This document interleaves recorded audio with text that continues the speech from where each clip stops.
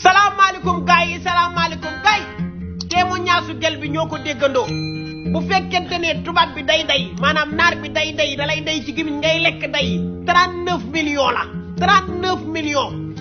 bu dee gilem da lay kat wala xaj 78 millions CFA 39 millions CFA boo dee lekk dayu naari 78 millions CFA bu lay gilem di kat wala xaj bu doon yéen ban ngeen ci préféré ana ngor mais wax leen ma ci commentaire yi yéen tey jii bu doon yéen a xaalis boobu ñu tegal leen ko nan ngay di réagir non ku nekk nag na wax rek sa honnêtement ma dégg sarab nday lii ñooy doomu xaj ak nga war a yónnee xam nga data dañ koy imaginer xool ban façon lëf la nga doo koy yónnee mais yéen xamu leen loolu yéen da ngeen di jékki-jékki rek simbi seen data commencé envoyé papa chéri coco xoolal lii xoolal laa xoolal lale du noonu affaire bi du noonu balaa maa wax ñoom ci seeni vidéo daa am lu may jàllale